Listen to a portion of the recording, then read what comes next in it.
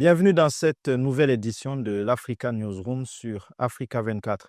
Au Cameroun, les défis de l'éducation et la jeunesse restent importants. Surpeuplement des classes, encadrement et insertion professionnelle des étudiants, chômage des jeunes, comment garantir un accès équitable à l'éducation, comment améliorer la qualité de l'enseignement et offrir des perspectives d'emploi et d'épanouissement à cette jeunesse nombreuse. C'est le cœur de cette émission et pour débattre des choix et des priorités pour le nouveau septennat, nous avons l'honneur de recevoir sur ce plateau M. Steve Amara, directeur de stratégie du candidat Hiram Samuel Iyodi. Bienvenue sur le plateau d'Africa 24. Merci Eugène, c'est un plaisir d'être avec vous. Merci de votre invitation. Bonjour les copains.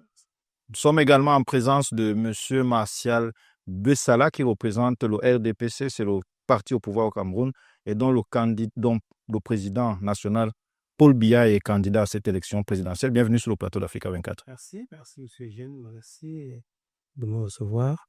Et salut vos nombreux téléspectateurs et nous souhaitons que la démocratie continue de s'exprimer par le débat public contradictoire. Nous avons enfin sur ce plateau Descartes Akonose qui est un acteur politique. Bienvenue sur le plateau d'Africa 24.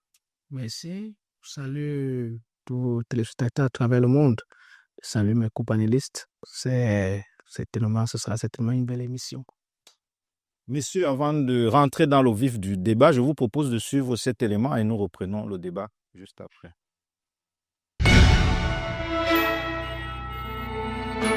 Dans un contexte où le Cameroun est confronté à des tensions sociopolitiques et à des disparités socio-économiques, Joshua aussi, candidat du SDF pour la présidentielle 2025, affirme que le fédéralisme est essentiel à la réconciliation nationale et à une bonne gouvernance. Pour lui, la décentralisation a montré ses limites et seul un système fédéral permettra aux régions de prendre pleinement en charge le développement tout en préservant l'unité nationale. Nous pensons que le pouvoir doit revenir au peuple. Nous sommes convaincus que les problèmes de développement que nous avons viennent de l'hypercentralisme et du jacobinisme du régime du Yaoundé actuel, et c'est ce qu'il faut casser. L'éducation est un autre thème central de sa campagne. Il critique le déclin du système scolaire public qui a contraint de nombreuses familles à inscrire leurs enfants dans des écoles privées coûteuses.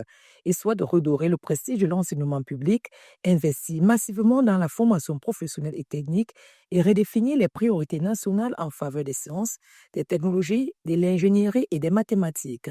Il est convaincu que c'est le seul moyen de créer des emplois et de freiner l'exode des jeunes talents. Au-delà de l'éducation et de la gouvernance, le programme de Joshua aussi accorde également une grande importance à la santé. Il plaide pour une amélioration du système de santé par une meilleure rémunération du personnel médical, un accès plus large aux hôpitaux et l'intégration de la médecine traditionnelle au système de santé publique. L'éducation au Cameroun est déjà gratuite. Le problème, c'est que ce n'est pas appliqué. Le problème, c'est que nous avons des gens qui ne sont pas du tout sérieux et qui essayent de contourner les lois pour faire payer aux élèves et à leurs parents, alors que normalement, les lois disent que tout cela doit être gratuit. Et ce que moi je dis, c'est que ça sera effectivement gratuit. De son vrai nom complet, Joshua Nambangui aussi, le député de 57 ans est président du Social Democratic Front depuis le 29 octobre 2023, succédant à John Fundi, fondateur de ce parti d'opposition et décédé le 12 juin 2023.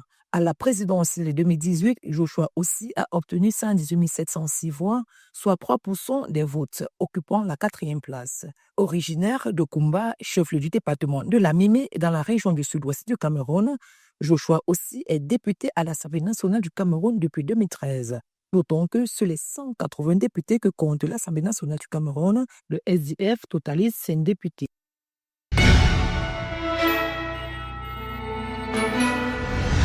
Steve Amara, plusieurs acteurs politiques, plusieurs acteurs de l'éducation également, parlent de la nécessité de réformer l'éducation. Votre candidat Hiram Samuel Iyodi est en course pour briguer la magistrature suprême pour diriger le Cameroun sur les 7 prochaines années. Que propose-t-il en matière d'éducation dans son programme, dans son projet de société au Cameroun? Merci pour la question. Écoutez, notre offre en matière d'éducation incarne une profonde rupture avec la manière dont notre système éducatif est structuré. Rappelons, juste pour poser le contexte, que le système éducatif que nous avons jusqu'aujourd'hui répond à une norme ou à une demande historique de former des personnes qui correspondraient au système colonial. Donc, à une continuité pour avoir des profils qui serviraient l'administration. Ça explique d'ailleurs la prépondérance de diplômés au sortir de nos universités qui essayent de truster les différents concours des grandes écoles. Un système éducatif doit d'abord répondre aux priorités économiques d'un pays. Et c'est donc partant de cela que nous nous sommes dit, la réflexion de base est de permettre à un élève qui sort du système éducatif camerounais à 18 ans, âge qu'on pourrait considérer comme normal pour le baccalauréat, de pouvoir être employé, donc d'avoir des compétences techniques et ensuite libre à lui ou elle et à ses parents d'accéder à l'université ou pas. Et donc, quelques piliers qui sont simples.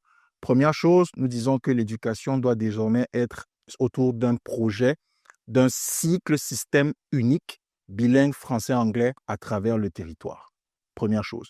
Deuxième chose, nous avons concrètement dit que l'application des arts et des sciences doit être désormais au cœur de ce système éducatif.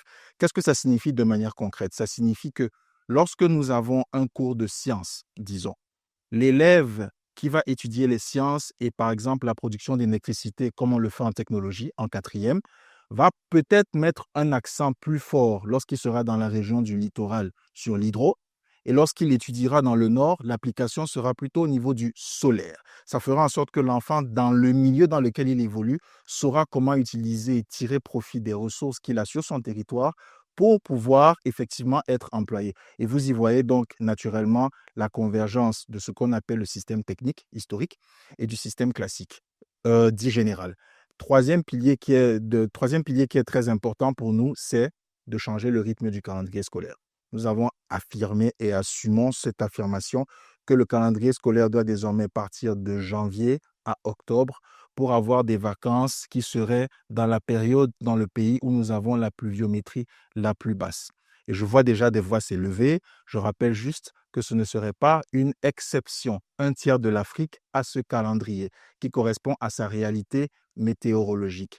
Il n'est pas normal qu'au bout de 60 ans d'indépendance, et je terminerai par là pour cette première prise de parole, 60 ans d'indépendance, que nous continuions à suivre un calendrier qui correspondait à ce que des administrateurs coloniaux rentrent chez eux en été et nous laissent dans une période où, somme toute, l'activité économique est très basse. Marcel Bessala, pour le prochain septennat, votre candidat Paul Biya, le président sortant qui brigue un nouveau mandat, est-ce qu'il fait le pari de la continuité ou est-ce qu'on reforme certaines choses dans le secteur de l'éducation? Oui, merci. C'est un peu un savant dosage sur la continuité dans la réforme. C'est-à-dire que les réformes dans le système éducatif camerounais n'ont jamais cessé depuis les indépendances. Nous n'avons pas utilisé le même système. C'est pas une bonne accusation parce que aujourd'hui, nous sommes en plein dans le système LMD, licence master doctorat, qui n'existait pas en 1980, 1970, 90 même. Nous sommes passés par là. Nous sommes aujourd'hui dans la sphère de l'université entreprise et de l'étudiant entrepreneur depuis la loi de 2023 portant orientation de l'éducation de l'enseignement supérieur qui reforme celle de 92 et celle de 2001 qui replace désormais les universités au centre du laboratoire de création des entreprises. Ça veut dire que les étudiants aujourd'hui qui sont dans les universités ont la possibilité d'allier la pratique à la théorie. Ce qui n'existait pas, c'est une réforme et les réformes comme celle-là vont se poursuivre. En dehors de cela, il y a aujourd'hui, parce que le débat sur l'identification de la carte scolaire universitaire, nous sommes partis d'une université, nous sommes à 11 universités d'État, plus de 500 universités privées d'enseignement supérieur, les IPES, qui n'existaient pas. C'est une réforme, la libéralisation, que ce soit au primaire, au secondaire, comme au supérieur, qui a permis aujourd'hui aux Camerounais, ayant des moyens d'investir dans le secteur éducatif, de permettre aux Camerounais de pouvoir, parce que l'État ne pouvait pas tout faire, comme partout ailleurs. D'ailleurs, j'aimerais dire également que dans cette modernisation de nos universités, l'extension a permis l'adaptation des universités en fonction des zones géographiques. Vous avez par exemple la nouvelle université de Bertois et celle de Bolova qui sont spécialisées avec des établissements qui forment dans l'agriculture. Vous avez à l'université de Ngaoundéré avec son annexe de Menganga qui forme dans ce qu'on appelle les mines, l'école des mines, parce que vous savez, le Premier ministre, il y a quelques jour a lancé 2 grands projets. Ils sont dans le secteur minier. Donc, il faut les former. Vous avez l'annexe de Douala qui est en Konsamba qui forme dans le bois. Donc, vous allez à Maroua, vous verrez les universités polytechniques qui n'existaient pas. Nous avons 6 établissements polytechniques désormais au Cameroun, 6 facultés d'agriculture et vous avez 6 facultés de sciences et de médecine qui n'existaient pas. Il faut rappeler qu'on avait une université et on avait une seule faculté par spécialité. Donc, je crois que les efforts sont faits. Et le président Biya, qui aujourd'hui, le bilan présenté est grosso modo parce qu'il est très large.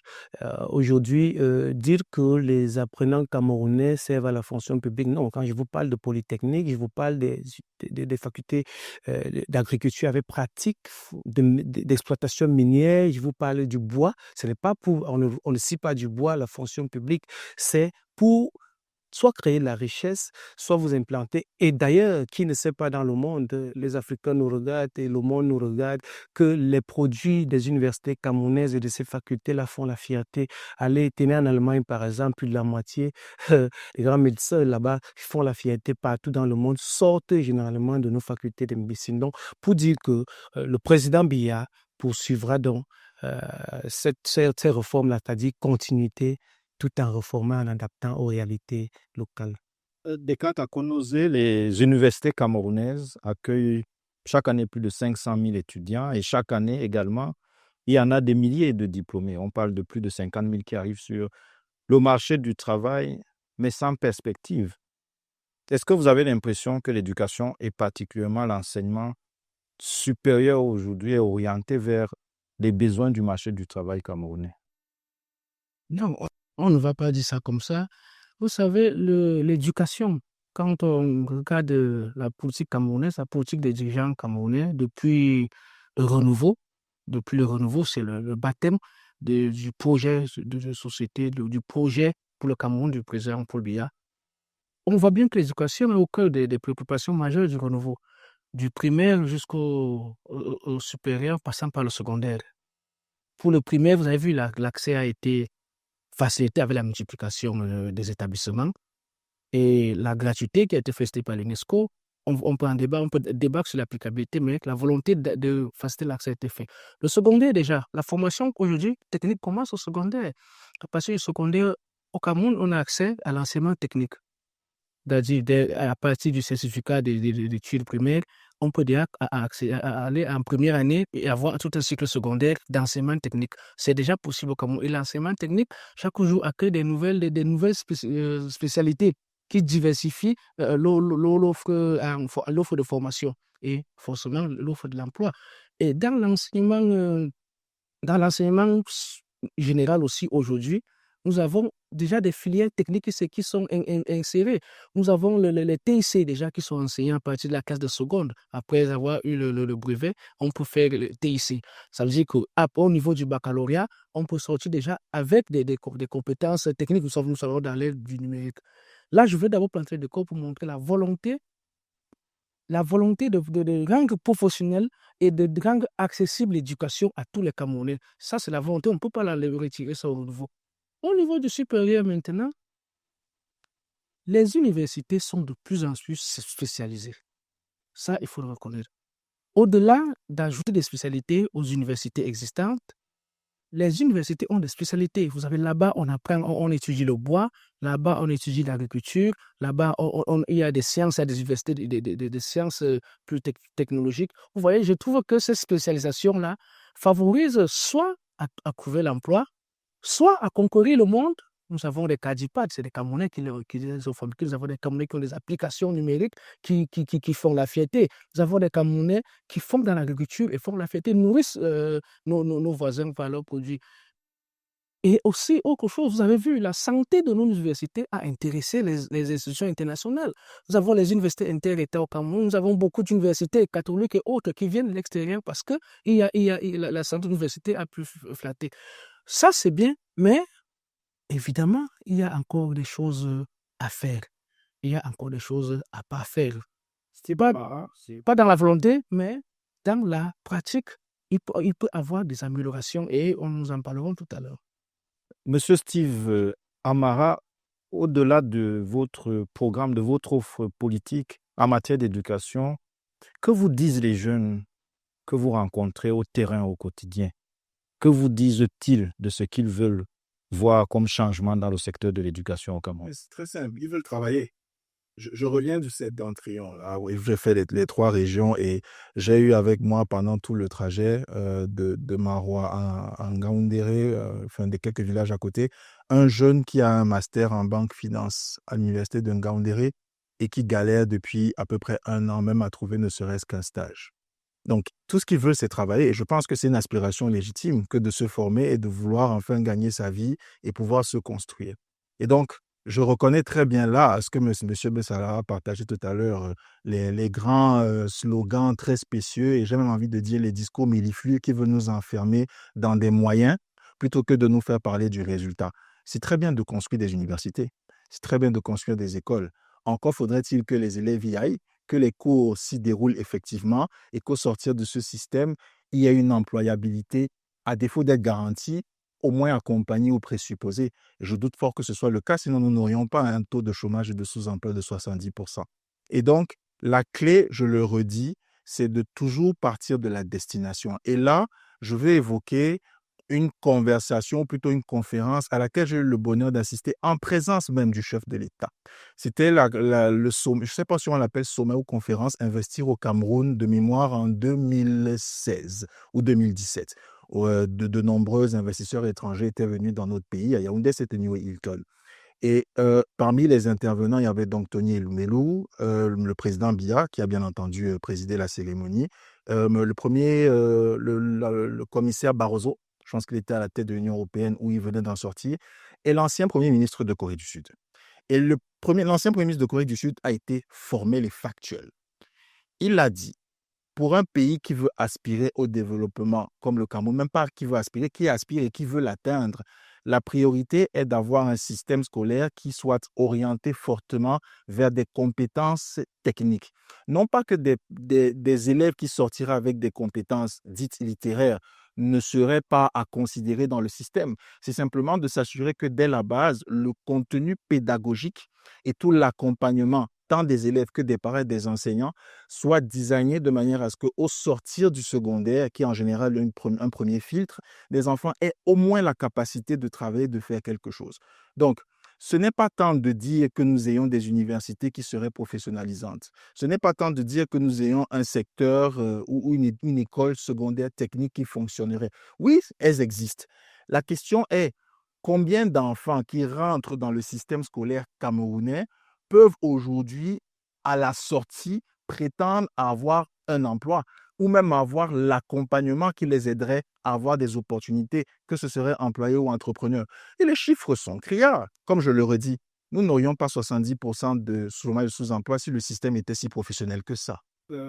Votre candidat, Hiram Samuel Iodi, qu'est-ce qu'il propose pour créer des emplois adaptés aux aspirations des jeunes et inverser cette courbe-là? Ah, très bien. En 3 minutes. Oui, je vous remercie pour l'opportunité. Alors, c'est très simple. C'est là où, si vous avez peut-être vu notre manifeste avant que le programme ne sorte récemment, le manifeste dès février que nous avions sorti qui parlait de 12 clés pour libérer le Cameroun.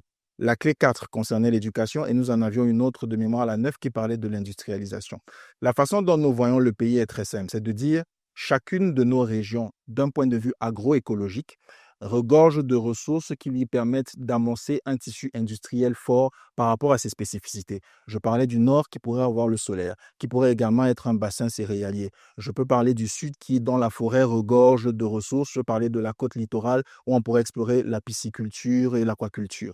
C'est donc de dire que autour de ces pôles industriels que constitueraient les différentes zones de notre pays, le système éducatif dont je parlais plus tôt, qui serait axé sur la transformation des arts et des sciences, permettrait aux enfants, dès la base, de commencer à développer des compétences concrètes, techniques, qui les rendraient employables, justement pour que ce tissu industriel puisse absorber tous les profils qui sortent du système éducatif. Et à partir de là, libre aux parents et aux élèves de décider, soit de poursuivre au tertiaire, soit un tertiaire, on dit tertiaire ou universitaire, je pense, donc supérieur, soit de s'arrêter et de pouvoir travailler. Donc, je le répète, notre proposition part du constat que, au-delà des moyens qui sont évoqués et déployés, l'absence de résultats prouve que la façon dont le système accompagne les élèves ne garantit pas leur intégration. Or, l'éducation, il me semble, a pour vocation première de permettre à tout citoyen camerounais qui rentre dans le cursus de sortir avec des compétences qui lui permettent de gagner sa vie et cela construire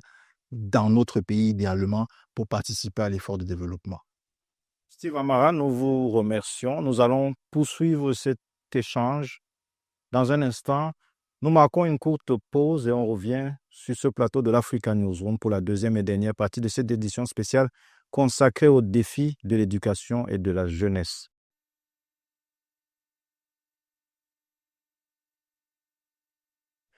Retour sur ce plateau de l'Africa Newsroom pour cette deuxième et dernière partie de cette édition consacrée aux enjeux de l'éducation et de la jeunesse en cette période électorale au Cameroun. Nous sommes toujours en compagnie de M. Martial Bessala, qui est le représentant du Rassemblement démocratique du peuple camerounais sur ce plateau, et de Descartes Akonose, acteur politique. Monsieur, avant de poursuivre cet échange, je vous propose de suivre ce reportage de la rédaction et nous reprenons le débat juste après.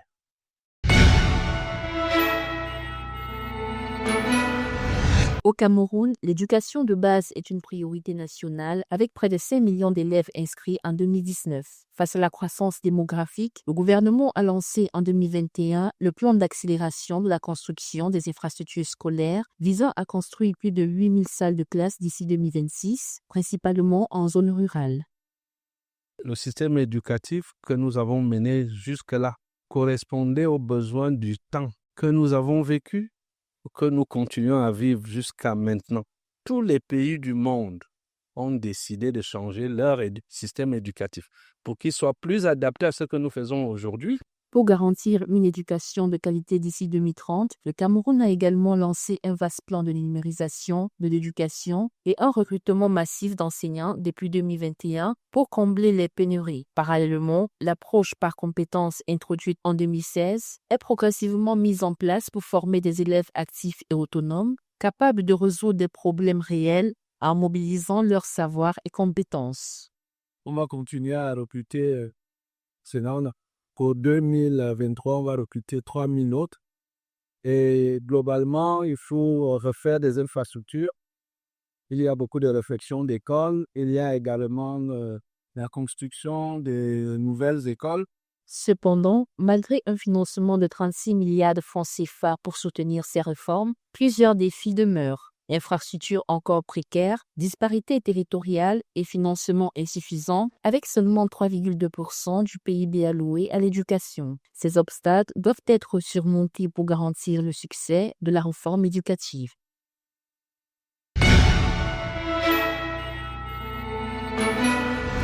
Monsieur Bessala, le Cameroun veut garantir l'accès universel à l'éducation d'ici 2030. C'est l'ambition du gouvernement que nous venons de suivre dans ce sujet. Mais les disparités régionales sont assez marquées. Le taux de scolarisation dans certaines régions, par exemple comme à l'extrême nord du Cameroun, est inférieur à celui des grandes villes. Quelle politique spécifique pour réduire ces disparités et garantir une véritable équité territoriale en matière d'éducation? Oui, pour le renouveau, nous avons deux paliers, deux détentes. La première détente est celle nationale, dit que le gouvernement doit poursuivre la réalisation du programme de modernisation, de construction et d'accompagnement de l'éducation nationale. Et au plan, la deuxième détente est celle qui repose sur la décentralisation. La décentralisation aujourd'hui par le renforcement de l'autonomie et de construction et d'accompagnement de l'éducation nationale par les collectivités territoriales décentralisées permet à l'État du Cameroun de pouvoir pallier à ces insuffisances-là. Parce que vous savez bien que l'éducation secondaire relève de la compétence des régions depuis décembre 2019 après le Code général des collectivités territoriales décentralisées et que l'enseignement primaire va à la compétence des communes. Et cette perspective permettra évidemment à ces collectivités territoriales décentralisées de définir en priorité les besoins de l'éducation nationale. Donc, je crois que de ce septennat qui vient avec le point 9, notamment de la profession de foi de notre candidat, qui repose essentiellement sur le renforcement et l'accélération encore des manquements de notre décentralisation qui est déjà presque dans le parachèvement, bien que ce soit un processus qui sera modernisé, mais les éléments qui ont été prévus sont dans le parachèvement aujourd'hui. Donc les ressources à transférer et les compétences qui vont avec, par exemple, le paquet minimum, vous savez bien que l'État aujourd'hui ne gère plus ce qu'on appelle le paquet minimum, ce sont les collectivités qui gèrent et qu'aujourd'hui, les collectivités sont impliquées dans le recrutement, la construction, l'entretien, le recrutement et le suivi à la fois des établissements scolaires, mais aussi des personnels de l'enseignement. Donc, je crois que l'État associé aux collectivités territoriales qui sont l'État, mais quand je dis État, je parle de l'État central, le gouvernement, dans cette perspective-là, pourront garantir. Je sors par... on a parlé là de l'accès à l'éducation qui repose également sur la capacité des parents à envoyer leurs enfants à l'école. C'est pour ça que le président, quand il arrive au pouvoir, prend l'engagement de mettre sur pied ce qu'on appelle la gratuité de l'école primaire. Et c'est ce qui est effectif aujourd'hui parce que ce soit au primaire, que ce soit au secondaire, il n'y a pas un frais qu'on appelle frais de scolarité. Et ça n'existe pas. Ce qui existe, c'est ce qu'on appelle l'association de parents et élèves et enseignants, APE, qui fait partie de ce qu'on a construit dans la loi de 2001 sur l'orientation de l'éducation, qu'on appelle la communauté éducative. Et cette communauté éducative-là, c'est nous les parents, les élèves, les enseignants et l'État. Et c'est dans cette perspective que, comme association, ils s'organisent pour réglementer la capacité participative des parents à l'enseignement, à la bonne formation de leurs enfants.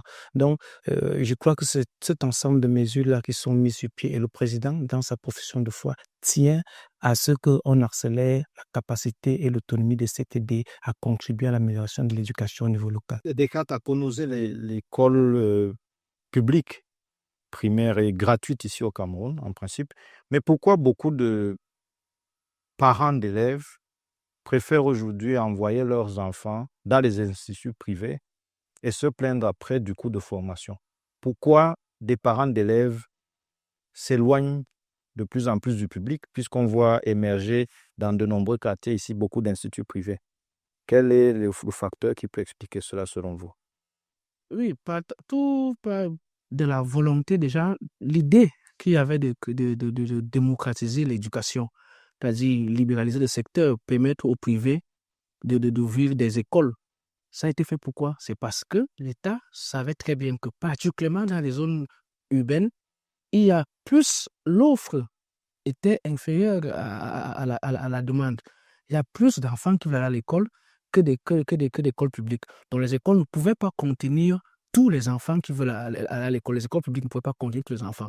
D'où donc l'État a libéralisé pour qu'il y ait des privés qui peuvent investir dans ce domaine-là, accompagner l'État dans ses missions en ouvrant des écoles. Donc, de toute façon, c'est suite à un constat que de façon arithmétique, on ne pouvait pas satisfaire. C'est suite à ce constat-là qu'on a libéralisé. Donc, il est normal que beaucoup d'enfants se retrouvent dans le privé. L'État continue à construire les écoles publiques, mais les écoles privées ont été faites pour ça, pour combler le gap, pour que tout le monde puisse avoir accès à l'école. Donc, c'est pas... Maintenant, les préférences peuvent varier d'une personne à une autre. Ce n'est pas... Parfois, on ne peut pas avoir... C'est des calculs que les parents font.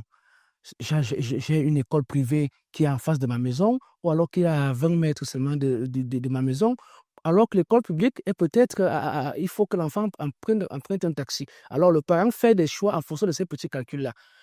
Ce n'est pas forcément parce qu'il y a un souci de qualité dans le public, non. C'est généralement en fonction de la position géographique. Est-ce que les enfants du voisin vont déjà dans telle école? Il est plus facile qu'on trouve un même moyen quand ils vont à l'école, ils vont aller à cette école privée ensemble ou à cette école publique ensemble, ils rentrent. Donc, il y a souvent des réalités sociologiques qui animent le choix de l'école privée ou publique. Ce n'est pas toujours souci de qualité. Est-ce qu'il n'y a pas quand même un souci pour les parents d'élèves de se dire qu'a priori, j'aurai une éducation de meilleure qualité dans le privé que dans le public? Je ne veux pas dire que toutes les écoles n'ont pas les mêmes résultats, privés ou au public. Chaque année, l'État sort des classements des écoles. C'est-à-dire, il y a les privés qui se retrouvent avec des meilleurs résultats que certains publics. Il y a beaucoup d'établissements publics qui se retrouvent avec des meilleurs résultats que beaucoup d'établissements privés. Mais le privé professionnel est toujours leader dans cette... Donc, je reconnais qu'il y a des écoles qui ont des meilleurs résultats que des autres. Ça peut donc encourager, ça peut donc justifier le choix de certains parents. Mais il n'y a pas une statistique qui dit que l'enfant qui sort du public, arrivé à l'école publique, arrivé au secondaire, est moins brillant que celui qui a fait une école privée. Au Cameroun, ce n'est pas encore prouvé. Alors, ceux qui sortent des lycées, sont-ils moins brillants que ceux qui sortent des collèges privés quand ils arrivent à l'université? Non, ce n'est pas prouvé. Donc, à ce niveau-là, cet indicateur aurait pu faire qu'on pense qu'il y a un gap de formation. Il y a un souci de la qualité de formation. Moi, je ne pense pas. Les résultats, on dit qu'on regarde un arbre par les fruits. Les fruits des écoles publiques sont performants, tout comme les fruits des écoles privées. Mais les choix des parents sont souvent animés par des raisons sociologiques que j'ai expliquées tout à l'heure. Marcel Bessala, vous vouliez réagir? Oui, je voudrais ajouter de l'eau à son moulin. Et je voudrais dire qu'il y a plusieurs facteurs. Le premier facteur, c'est que ces écoles confessionnelles qu'on cite dans les classements commencent par une politique de tri à l'entrée. C'est-à-dire que si vous n'avez pas une certaine moyenne, vous n'êtes pas admis à présenter un examen, mais c'est donc logique que vous soyez, qu'ils aient les meilleurs pourcentages, puisque c'est le pourcentage qui compte et non le nombre de candidats. Parce que les effectifs des candidats présentés par les écoles publiques est parfois 10 fois, 100 fois plus que ces écoles confessionnelles. Le deuxième élément, ceux qui font la force de ces écoles privées-là sont des enseignants de l'école publique qui vont donner des cours là-bas. Parce que le privé au Cameroun n'a pas encore une école de formation des enseignants du privé. Ça n'existe pas. Ce sont eux, ces enseignants-là, qui font la force là-bas. Et troisième élément, les effectifs. Lorsque vous avez, les écoles publiques sont pléthoriques, parce que c'est accessible, c'est moins cher, c'est gratuit. On paye juste les frais d'AP et les frais d'examen. Alors, si on ne libéralisait pas, on n'allait pas avoir la place pour tout le monde dans les écoles publiques. Donc, c'est pléthorique. Et parce que c'est pléthorique, les écoles privées et confessionnelles sont un peu plus restrictives. C'est normal que le suivi soit un peu... Il y a plusieurs éléments. Il y a aussi des gens qui vont vous dire que j'envoie mon enfant dans une école catholique parce que je suis déjà d'obédience catholique, ma foi est catholique et autres. Donc, c'est un peu cela, cet ensemble de choses qui fait en sorte... Mais ce privé n'est pas totalement privé au Cameroun, il faut le savoir, parce que l'école privée au Cameroun est soutenue par le public parce que le gouvernement donne ce qu'on appelle la subvention aux écoles privées pour pouvoir fonctionner. Donc, c'est la continuité du public qui se fait dans le privé. Le privé agit au nom du public dans le cadre de l'éducation nationale. Et vous verrez, et ça continue même au niveau du supérieur. Et je voudrais vous confier que très rares sont des universités privées qui ont le niveau de l'enseignement supérieur public, parce que là-bas, on vous demande de payer 50 000 francs au Cameroun pour 2 semestres, pour des enseignements qui, évalués par des experts, vous coûteraient beaucoup de millions de francs. Mais l'État supporte, paye ses enseignants, paye la recherche, construit des universités, met de l'électricité, les entretient, pour que les Camerounais payent ce qu'on appelle la contribution, cette contribution-là qui est comme un modeste impôt pour l'enseignement. Donc, le caractère éducatif au Cameroun, la politique éducative du renouveau du président Biya est une politique exclusivement sociale qui permet l'accès à l'éducation. La preuve, nous avons un fort taux aujourd'hui, personnes qui vont aller plus de 90% de taux d'alphabétisation. Ça veut dire qu'on a favorisé non seulement l'accès et les conditions. Et par là, vous avez vu la grogne qui a secoué notre mandat qui s'est écoulé avec les enseignants. Comment ça a été géré en priorité, en urgence et rapidement par le chef de l'État. Et vous avez ce sort en quelques secondes pour vous dire, par des symboles, vous savez que les symboles parlent parfois plus que des mots et des écrits. Le symbole de cet enseignant qui est reçu par le président de la République, son excellent Paul Biya, beaucoup d'années plus tard, lors du comice agropastoral de Bolova. Ce fut son enseignant. Vous recevez son enseignant. Ah oui, pour dire qu'en recevant son enseignant, symboliquement, il parle des symboles, il reçoit les enseignants, il leur donne la place de choix dans sa politique et de sa considération. On parle de la qualité de l'enseignement, de l'éducation, de l'enseignement au Cameroun. Monsieur Bessala a évoqué au début de cette émission le fait qu'aujourd'hui, dans plusieurs pays à l'étranger, il y a de nombreux Camerounais qui excellent, qui ont été formés dans les universités publiques camerounaises aussi. Mais pour un pays qui veut aspirer à se développer, à exploiter son plein potentiel, est-ce qu'on peut se satisfaire toujours de cela, de dire nos étudiants, ils sont bien formés, ils sont les meilleurs à l'étranger. Comment on fait pour les retenir localement? Non, le monde ne peut plus se permettre, aucun pays dans le monde ne peut plus se permettre d'avoir ce genre de pensée. Retenir, non. Je pense que c'est même une méthode d'échange. C'est même une richesse d'avoir les enfants du pays qui partent ailleurs apprendre des choses, exercer et revenir au pays, soit pour investir dans ce dans quoi ils ont appris, soit former les autres dans quoi ils ont appris, ou alors venir travailler simplement et servir. Le monde est ouvert. Il y a dans tous les domaines. Il a pas de la médecine, ça peut être la technologie, ça peut être toutes les autres sciences. La connaissance aujourd'hui, il faut aller l'acquérir. Il faut aller l'acquérir. Et quand on finit d'être formé là-bas, on peut exercer là-bas un temps pour revenir. Beaucoup reviennent ici, former aussi, ouvrir des écoles, exercer, entretenir les jeunes stagiaires. Et ça fait que c'est quand on aura atteint ce niveau, on aura de moins en moins ceux qui se déplacent et beaucoup viendront aussi apprendre ici. Vous parlez des Camerounais qui excellent à l'extérieur. Mais nos universités ont beaucoup d'étudiants étrangers, vous le savez.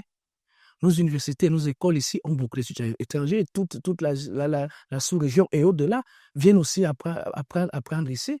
Ils sont nombreux. Et comme l'a dit le co-panéliste, à l'université, quand nous donnons 50 000, ceux qui viennent d'étranger ne payent pas 50 000. Ils payent le vrai prix. Là, on se rendait compte que nos camarades, voilà, c'est le vrai prix de la formation que nous avons ici, à presque gratuit. Mais Descartes, comment on fait pour inciter? Vous dites que ceux qui excellent à l'étranger peuvent venir encadrer les autres. Comment on fait pour les inciter à rentrer?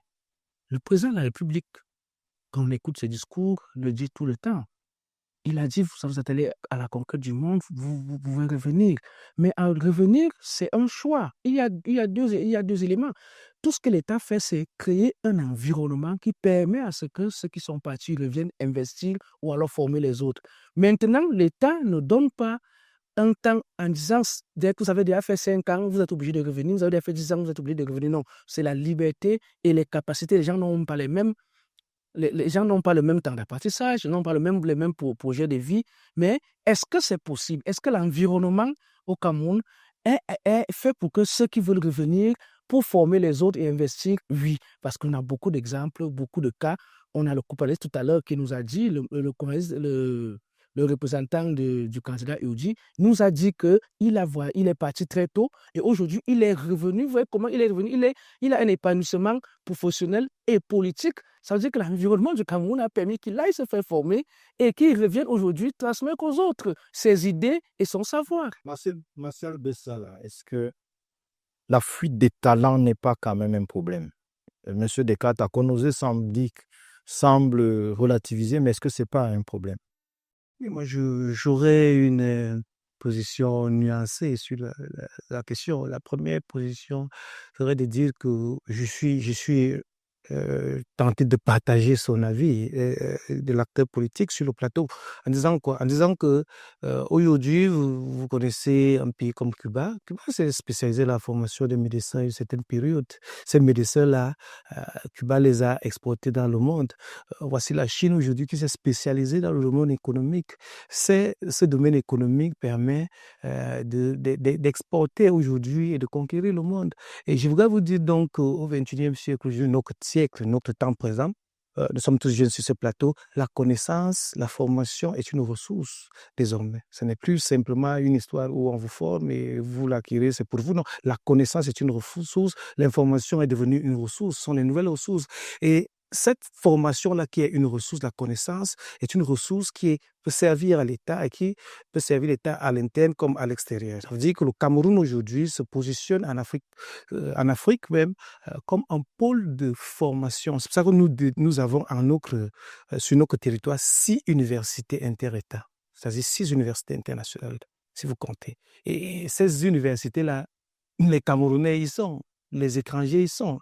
Vous avez notre école militaire interamée, notre école nationale d'administration, toutes ces écoles-là forment les étrangers. Le Cameroun est un pôle de formation et d'acquisition des savoirs et des connaissances qui ne peuvent pas servir seulement au Cameroun. C'est pour ça que je disais que je suis d'accord avec lui. Mais il faut dire également que Pour l'autre position, je dirais que le président Paul Biya, dans ses positions, il dit je ne vous retiens pas, puisque lui-même, il est un produit de la diaspora. On le dit, on ne le rappelle pas très assez, mais notre président de la République, notre candidat, il a fait ses classes ici et à l'étranger. Donc, il a aujourd'hui la possibilité de comparer les deux mondes, même si quelqu'un me dira que ce ne sont pas les mêmes époques, mais il a la connaissance de l'Occident et de l'Afrique profonde. Il y a des rapports qui ont été établis. Je vais prendre un domaine spécifique parce que vous semblez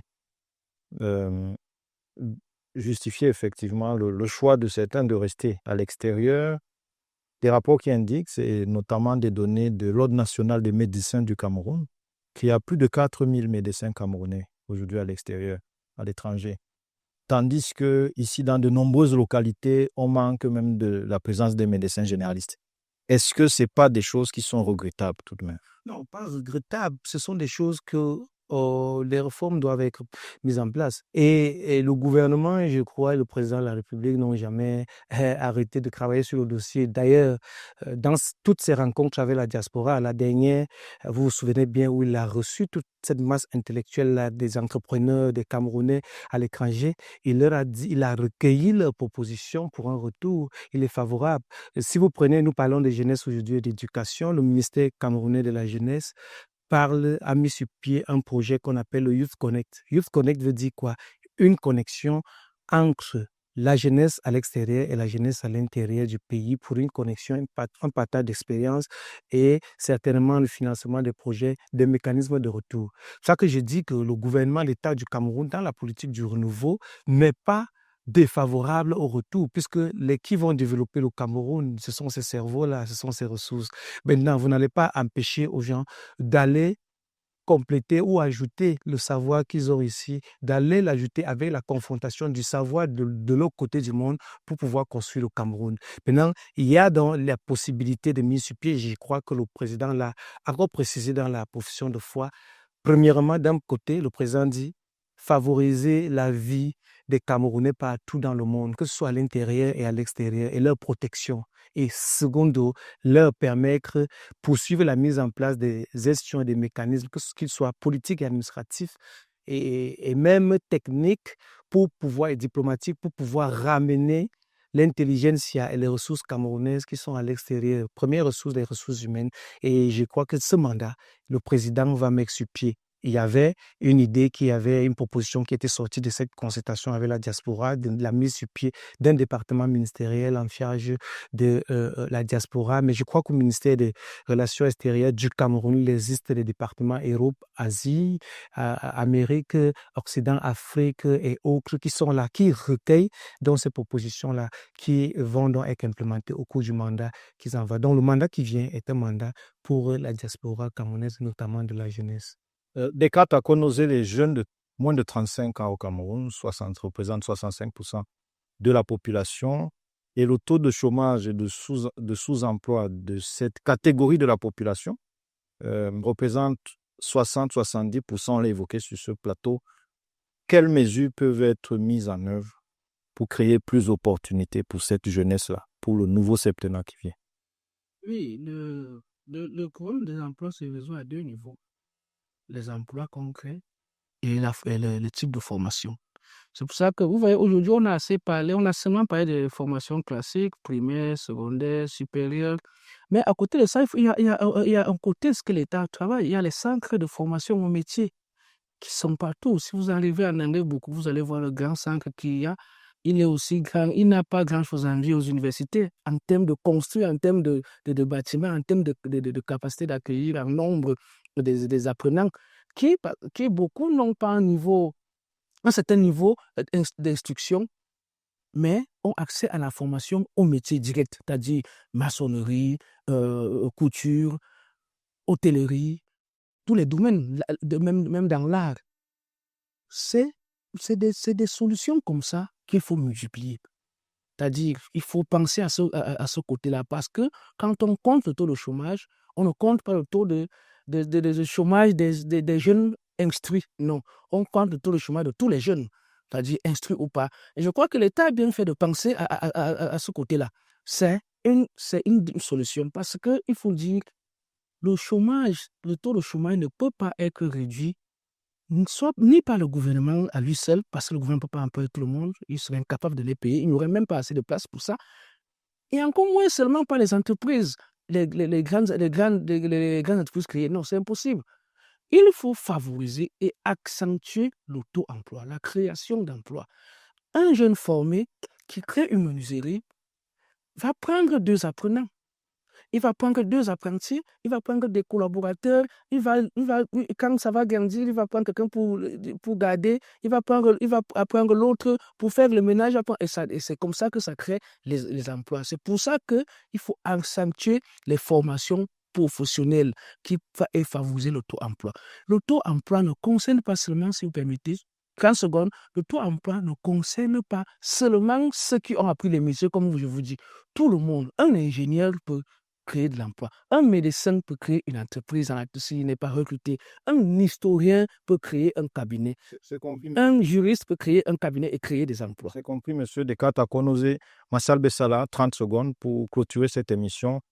Un vœu ou une promesse du septennat pour les jeunes. Un dernier vœu, une dernière promesse du septennat. Oui, dans ce vœu, je commencerai par le vœu pour la jeunesse. Le président Paul Biya, qui est notre candidat, promet à la jeunesse, et ce n'est pas simplement une promesse, c'est un engagement qu'il prend, qu'il poursuivra toutes les réformes qui sont liées à l'autonomisation des jeunes, à leur employabilité, à leur formation. C'est pour ça que le 12 octobre prochain, je suis un jeune, comme moi, votez le candidat du bulletin blanc avec effigie du flambeau, l'effigie du président de la République, avec ce beau, magnifique sourire, qui est ce sourire-là, qui est transmis à la jeunesse pour croire en l'avenir, en toute grandeur et espérance.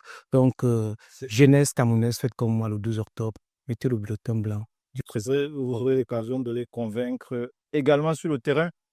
C'est la fin de cette édition de l'Africa Newsroom consacrée aux défis d'éducation et de jeunesse au Cameroun. Nous étions en compagnie de Martial Bessala, représentant du Rassemblement démocratique du peuple camerounais, le parti au pouvoir, dont le président national est candidat à cette élection présidentielle. Nous étions également en compagnie de Descartes Akonosé, acteur politique. Et je rappelle que nous avions également sur ce plateau Steve Amara, directeur de stratégie du candidat Hiram Samuel Iyodi. Merci, monsieur. Merci. Merci aussi à vous de nous avoir suivis dans cette émission consacrée aux enjeux qui structurent le Cameroun de demain. Bonne suite des programmes sur Africa 24.